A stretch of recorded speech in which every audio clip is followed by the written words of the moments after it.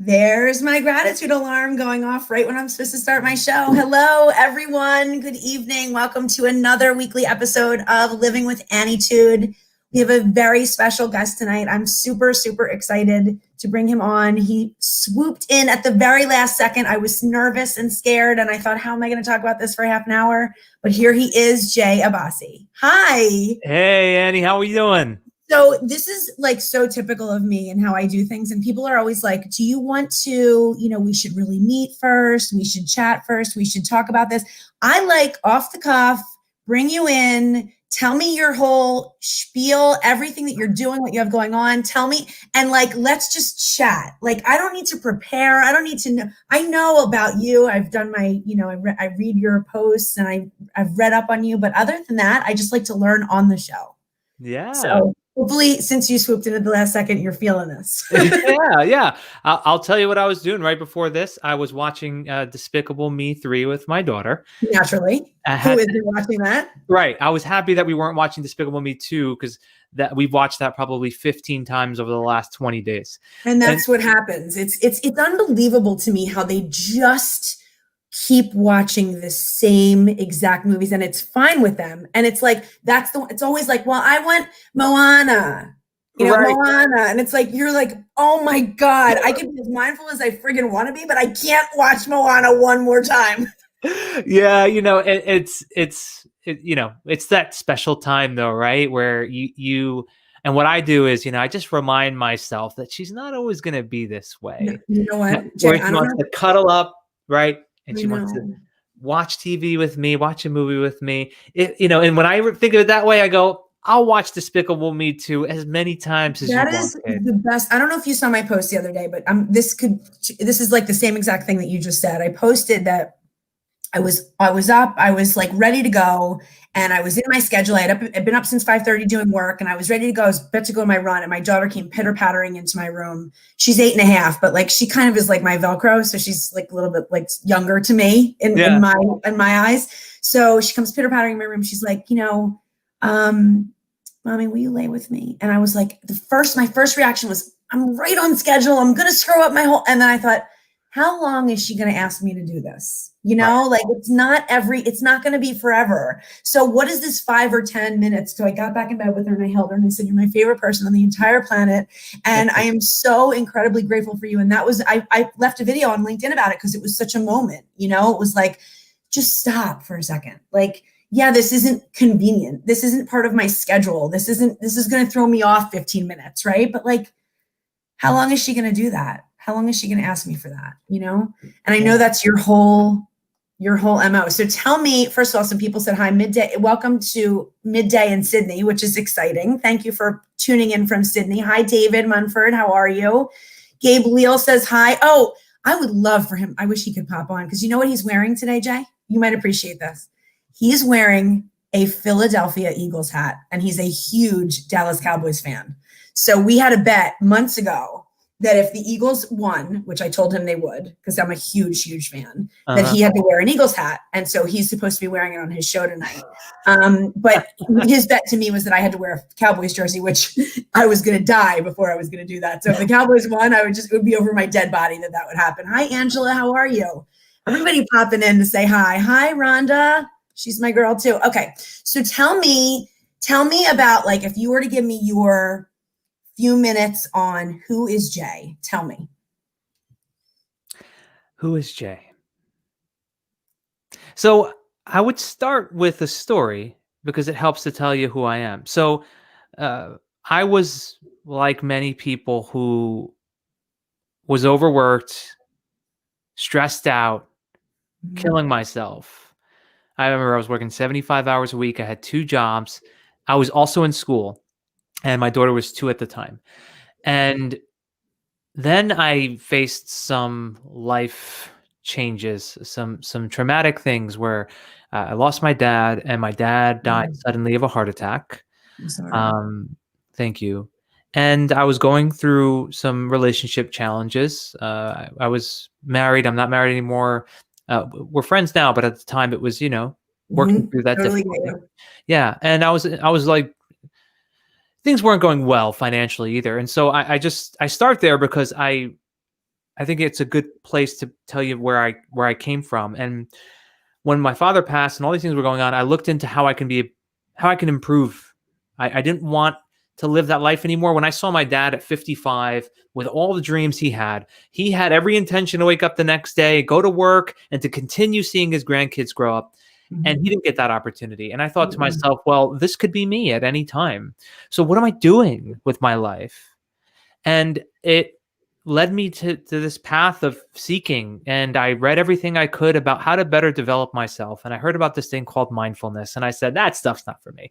I'm not Right. going to be a person who meditates and sits on a Right. cushion. I can't do that. I could never Right. do that. I was like, I don't have time for that. And then, but I kept reading it, and it was over and over again. I keep hearing these stories about how transformational it was. So I was like, all right, I'll give it a try. And then it became my way to deal with the difficult emotions of losing my dad, as well as to improve myself. I found that if I could look at myself objectively and do so without judgment, I was able to manage through any real difficulty, and it propelled me professionally. I started working at a company named Solar City. It then was acquired by Tesla, and under 4 years, I grew from being a salesperson to running a national training program. And I credit my mindfulness practice to that success. And so then last year, I left Tesla, started my own business, and now what I do is I give people the skills and the understanding that took me years to develop and for me to get out of that rut. And I share it with people who have experienced what I experienced and help them to find contentment while they can still find success professionally. Gotcha. That's an amazing explanation. And I love how mindful you are with your explanation and your answer. You take a minute to pause. I'm not really great with that pause. I'm very reactive when I speak. So I'm going to try to glean some of this from you and take some of that ability to kind of take a breath. Cause I'm not really I'm one of those people that I do practice mindfulness, and it helps me to live my life the way I live it, and living with Annietude and all that stuff. But it's a big work in progress and practice for me. It's a practice every single day. I'm not wired like this. I'm not centered. I'm not in the moment. So all of this, the way I'm keyed into you right now, and nothing else can affect me. And it's just me and you, even though there's people with comments coming in, but I am so keyed in because of my practice, because of the meditation and the breathing that I do. But I am not I want to know sort of what your advice would be to someone that would say, because you know how many people say I can't do that. I'm not like you did. I'm not wired like that. That's just not who I am. What advice would you give, or what's your perspective on that? I would say, first off, Annie, you're from Philly, right? Yes. I'm from Jersey, right? And yeah, it's not that that's how we different. first connected. That's how I said to you, I hear your accent. I love it. Right. I remember that. Yes, right. So I had, and I still have, the same tendency to talk very fast and to be very reactive. It's just because of the community that we're in, right? And our upbringing. It's exactly. So it's a natural tendency. So I would say the advice I'd give is to realize that, first, always give yourself grace.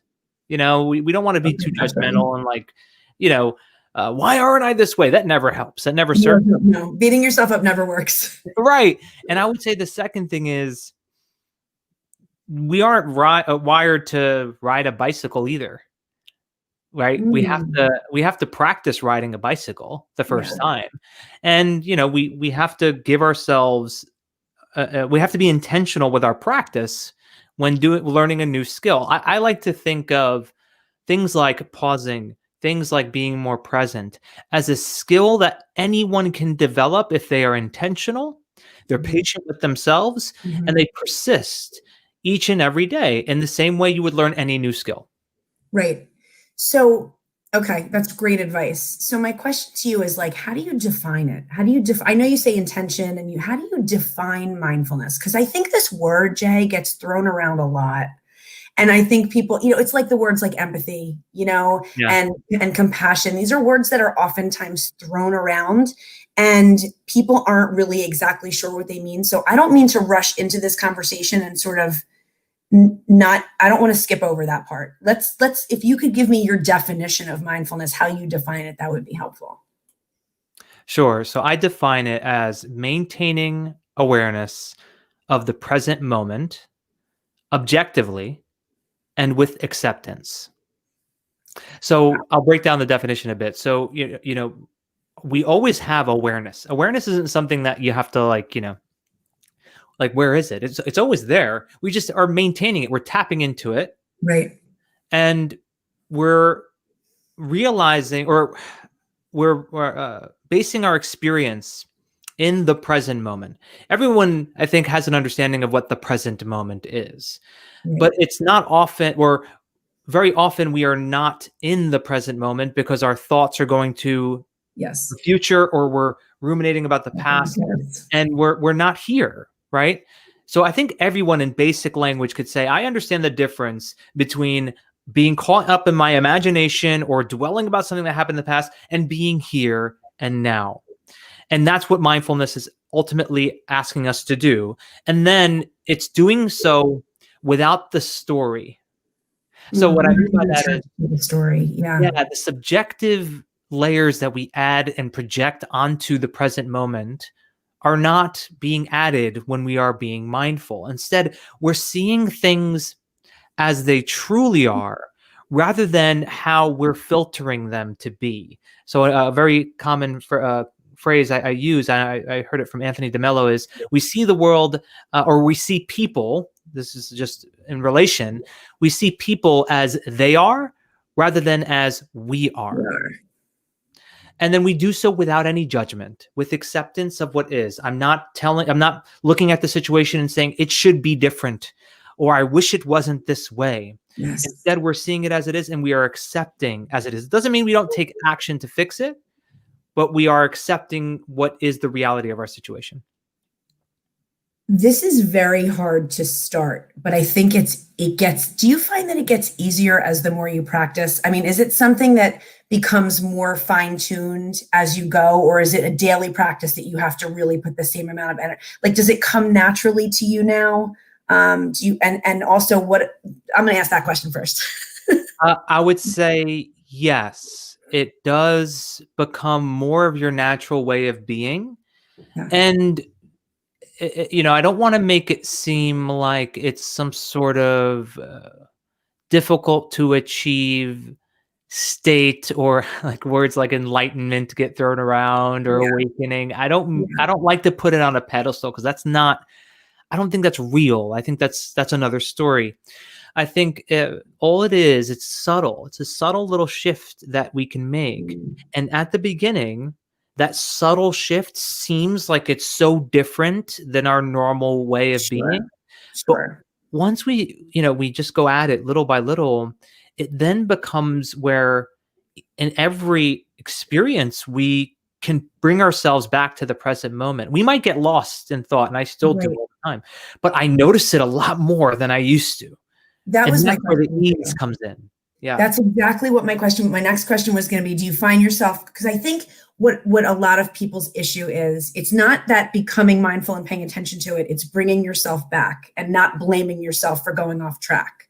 So how often do you think, I guess you answered that it does lessen, that does happen less the more you practice it. But I guess perspective on that would be nice to hear. How do you bring yourself back without beating yourself up? I'm a huge supporter, and I preach it in my business with my clients, not to beat yourself up, to have grace and self-compassion, but I oftentimes find myself doing that. So I have to bring myself back to center and stop. Yeah, I think that's inherent in our culture, to constantly be wanting to be the best at things and Yeah. not wanting to fail, right? So it's something that's really ingrained in us. So I think that what I noticed in my experience is, I think I was in the past, I would daydream a lot and not know that I was daydreaming a lot, right? Whereas now I still daydream a lot, but I'm just noticing it happening more, right? And when I bring myself back, I remind myself that the thought that took me there wasn't my doing anyway. It's not like it's not like there is this, person behind the lever of one thought that pulled it, and I'm mad at that one. And then when I brought myself back to the present moment, I'm happy with that one. And there's like this battle going on, right? Right. if you kind of, it sounds like funny, right? It sounds like it's like a movie or something. Yeah. But, Well, but if you really break it down, it's like, well, who are you mad at if your own thought came up on its own and pulled you away? Who are you really mad at? Who is there, a judge and then, someone on trial, like, and are they battling? Or is it just something that is experience? It just is as it is. It's a it is. natural thing for the thought to do what it did. It's natural for the sun to rise every morning, and it's natural for a human being to think. Right. So how could I get mad at the human being in the brain to have thoughts that come up on their own due to conditioning, Whatever it and is. whatever the situation is? Right. Right. I think you're talking a lot about allowing, and that's my word of 2020. And my word was, before everything happened in 2020, that was my word. So in 2019, I pick a word instead of a resolution, because they never work. Being more patient never works for me. So I picked allow for 2020. Little did I know what 2020 was going to bring and how much allowing I needed to do. But I think what I'd love to hear from you is sort of where allowing fits into all of this, because I hear what you're saying, and a lot of that equates to, or what resonates with me, is that you're allowing. Where do you think that fits in? I think allowing is the other side of suffering. So we have a choice in the way in which we experience things. And I'll use the word surrender a lot, but sometimes surrender, people think, what does that mean? Waving the white flag and I'm, lying down. Like, no, that's not what I mean by surrender. Surrender is closer to allowing. Yes. And so so if I am going to use surrender and I'm equating it to allowing, I would say it's surrendering to the fact that I don't want to say none, most of what we experience is outside of our control. Mm-hmm. No one could have controlled COVID coming and changing the way we live every day, and the circumstances that it then led to. So what we do as human beings is we fall under this illusion that we somehow have control over situations. And what I tend to do, and I talk to my clients about this, is I remind people, you are this tiny human that's spinning on this blue rock that's in this insignificant solar system that's rotating around an average star that's on one side of the galaxy that's in a very tiny little space in the universe. So who are we to say that we can control anything? And so surrendering to what is, I find, not only creates a lot more contentment and peace in your life, but I also, through my experience and what other people share with me, is it also, and I don't know how it really works, but it ends up getting us greater results and greater outcomes when we are more allowing.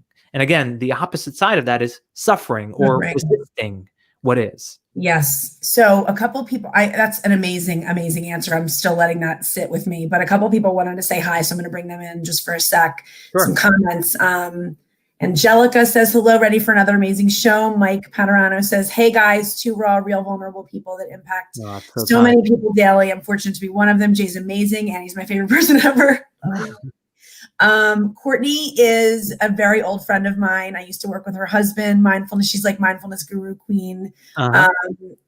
Angela, Kenny. Oh, Kenny.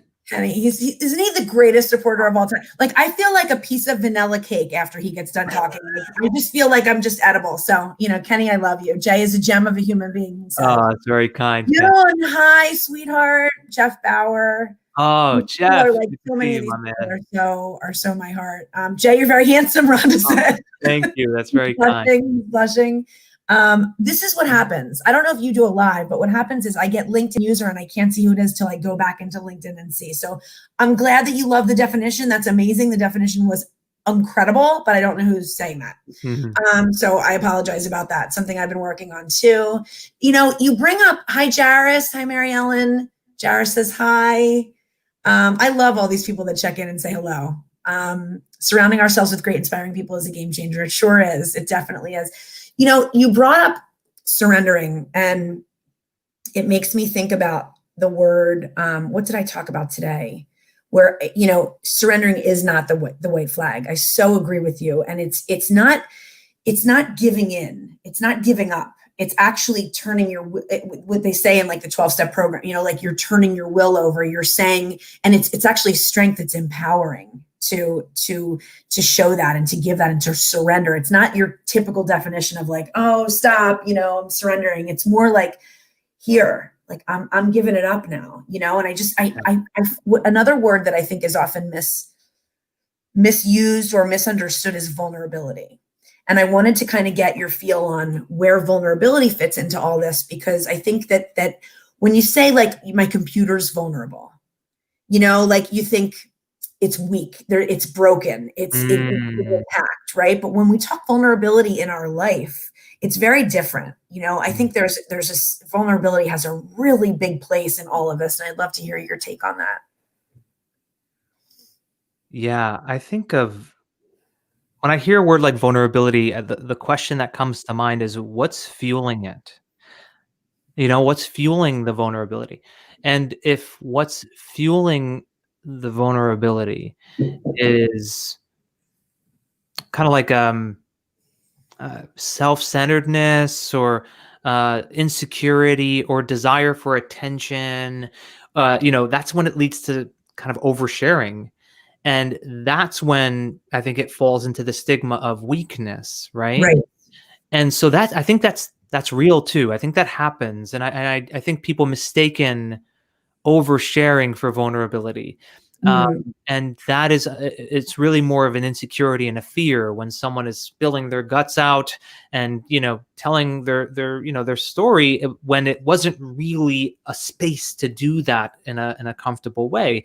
Now, where vulnerability, I think, and this is more on what Brene Brown talks about with vulnerability, is where it's coming from more of a place of a desire for connection, compassion, and kindness. And I use that word kindness, and I can define kindness because I think that also gets misunderstood. But what I'm saying is when vulnerability is coming from a place where I am sharing me and my story, not because I want to feel better about me, it's because I want to give this to Annie. Yes. Because I think she will receive something of value from it, and it will also strengthen our relationship.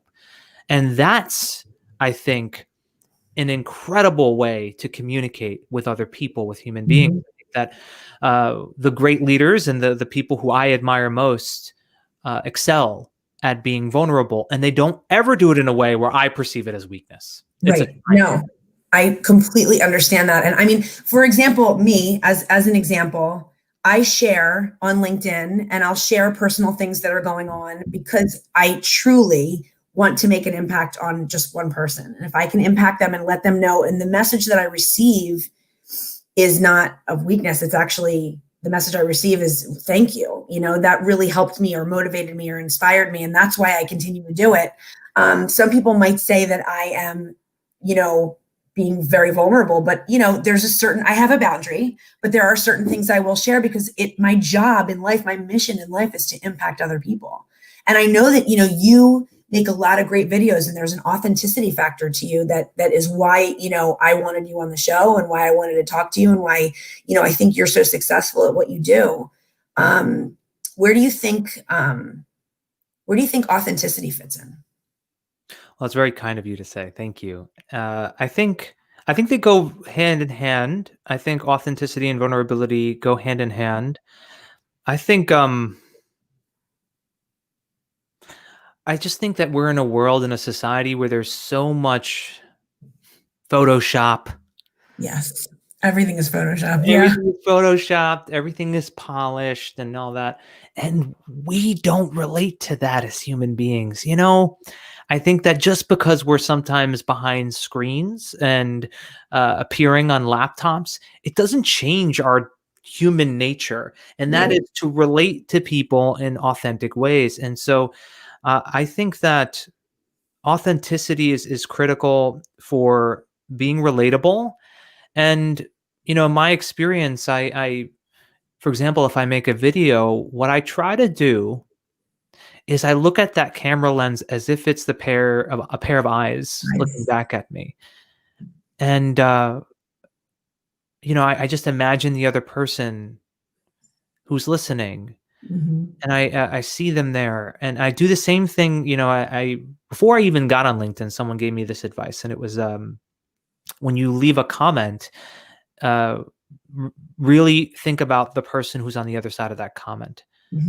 Like imagine they're here next to you, and you're talking to them. And so I've used that advice, and I think being on a social media platform, I've had the opportunity and the honor to meet so many great people who are authentic, like Jeff Bauer, for example. I saw his name here, right? Yeah, who's just always authentic, always genuine, and you feel it. And I think that oftentimes what happens is I get inspired by them, and it reminds me to stay up my authentic self as much as possible. Yeah, absolutely. We have a couple other comments too, just to give you. So Michael says vulnerability is a true strength when being used to inspire others to learn from your personal experiences. That's totally true. Yeah. Rhonda said, allowing and surrendering. Thank you so much. This is such awesome information. We really need this. And Heather says, vulnerability and having the courage to be human is definitely a strength. Let your empathy and authenticity lead the way. I think that's what you were saying when you were really touching on, leaders. And it's interesting to have you on the night of the election. It's such a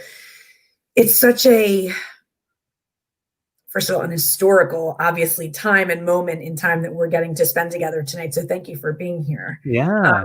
I'll never forget it. That was my show tonight on the night of the election. I mean, I'm not going to forget where I was when it was during this 2020 election. So thank you for being of my world during that time. But it's also such a time when we see, how the leaders of our country and the leaders of our free world and our leadership overall are acting, and how they are leading.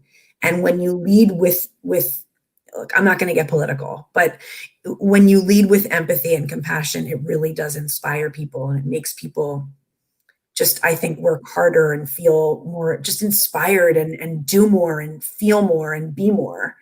And I don't know if you feel the same way, but it's a very interesting time in this country, and we get to spend it together. So that's pretty cool. It is cool. And I'm with you. I will never forget where I was election. It was right now with me on Living with Annietude. You'll never forget it. So where do people, Jay, believe it or not, we're toward the end of the show, and it goes so fast, especially when I have incredibly interesting and just incredible people like yourself. And like, you definitely made me want to say, like, I'm going to start answering like this. I'm going to be mindful in my answering. But, there's just something about the way I am that like, I almost can't do that, but I'm definitely going to try. So thank you for allowing me to like, just be me and not take that pause, but I admire it when you do. I just want you to know that. So where do people find you? Like if someone's like, I want to work with him, I'm dying to work with him, I want to know more. How do people find you? Yeah, I appreciate it, Annie. I'd say my website is where you'd find a lot of information about me and what I do, and that's jayabbasi.me. And on the website, what you'll see is there's a free guided program that I just came out with last week, and it includes some exercises to help you find some calm and some clarity in all the chaos that we've been experiencing. So it's a free resource. It's on my website, jayabbasi.me. And of course, the other place where you would find me is on this amazing LinkedIn platform where I got the chance and the honor to meet you. It's where I discovered you, and I was like, who is this Philly, Jersey accent guy? I need to know him. And I just wanted to say, I know that you're so busy and you have a lot going on, and you're always putting out and pumping out great content, stuff that I always stop and watch. And there's not like a gajillion people that I feel that way about, where I always stop and look and open, and say like, I really need to like engage with this. I even like gave you a shout out one time. I wrote a post and I was like, because of Jay Abbasi, this is why I'm thinking like this. So, I definitely admire you greatly. And I just wanted to thank you for being with us, being with me on this show during this historic night. I'll never forget it. So I'm so glad that you were able to come, and, we planned this a while ago, and you were so open and willing, and I just really appreciate it. I'm really humbled, Annie. That's so kind of you to say. I appreciate it. And who knows? Maybe we can do this again sometime. This was that would be awesome. And by then, the election will be over, and maybe some of the chaos will tone down a little bit. But thank you for being here. I am so grateful. Thank you. And stay on for 1 sec. I'm just going to end the broadcast. I have a really, really intense outro. Watch. Bye, guys. Peace. Have a great night with gratitude.